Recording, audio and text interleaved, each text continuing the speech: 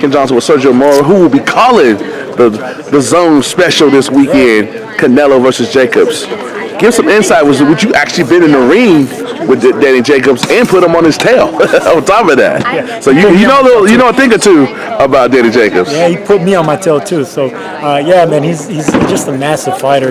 He's very big. He hydrates, and once you get in the ring with him, you'll see the difference. But since there is going to be a clause in weight where he can't rehydrate over 10 pounds overnight, that's going to be key. That's going to be very important for Canelo.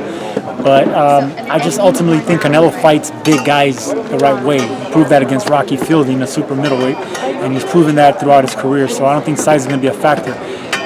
Technique's going to be key here. Athleticism, speed, that's going to benefit, I would say, Jacob. He's a more athletic fighter, especially agile with his feet.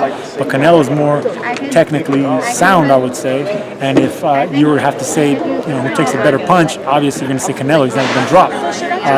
So it's going to be a powerful collision between two power punchers. But one of them is a little bit more vulnerable that we've seen before, and that's in Jacobs. But he's corrected those mistakes, and I think the fight with Golovkin is what really solidified him as a legitimate champion. He knows what belongs here. The destiny, everything he's faced, and he fight beating cancer.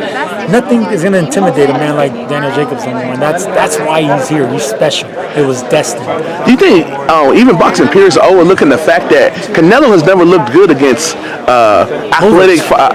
another athletic fighter that moves around? Like you look at the Lara fight, you look at the Mayweather fight, even Trout to an extent. Austin Trout. That's where his fight recovered. So I was there. People that don't realize that style gives them problems. You think people are overlooking that because Jacobs got a mix of that with the size and the power. That's going to be a whole different animal. Man, I'm gonna turn the camera around. You basically just said what I was just about to say. So you said it, yes, and I'm gonna just give you a visual. All right. So look, if a fighter's planted, right, he has to plant his feet. Canelo is known for having heavy feet, but he has heavy punches. What makes him explosive is that he's explosive and with hand speed, but his feet aren't that quick, right? So whenever you have the explosion like this, but then you have a guy not letting you plant your feet, you're here, pop. You're not planted. So that gives guys like power punchers problems like that. So I made a career not letting power punchers plant their feet. So anytime he has his feet planted, I just give him a little step. Back here. See, I'm always moving, perpetual movement here. And then I'm coming in on the attack, fighting on the inside, fighting on the outside, lateral movement. Anyway, all of these things, it's going to be a factor.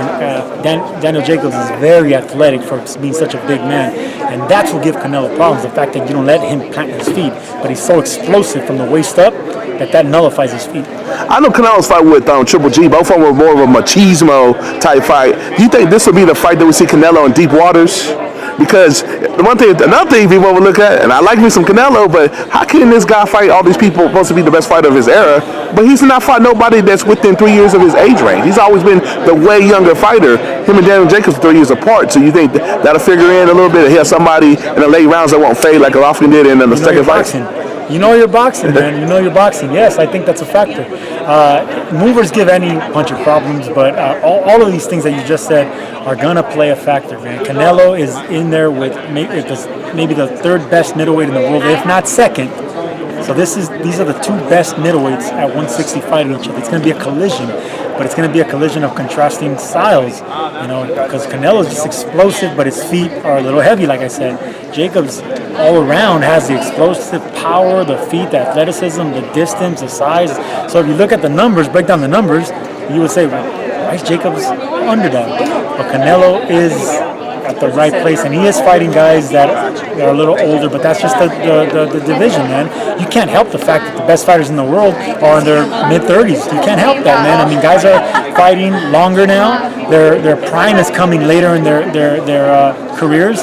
Before, Sugar Ray Leonard, for instance, all his biggest fights happened before he was 24. The biggest fights, and then later in his career, of course, that went out the window. But Canelo's been fighting since he was 15.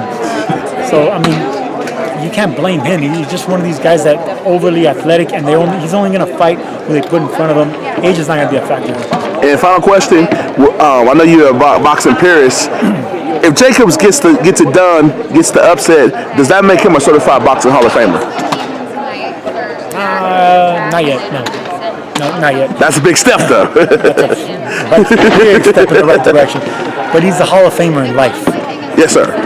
He knocked out cancer, and if he can knock out Canelo, he's a Hall of Famer in my book.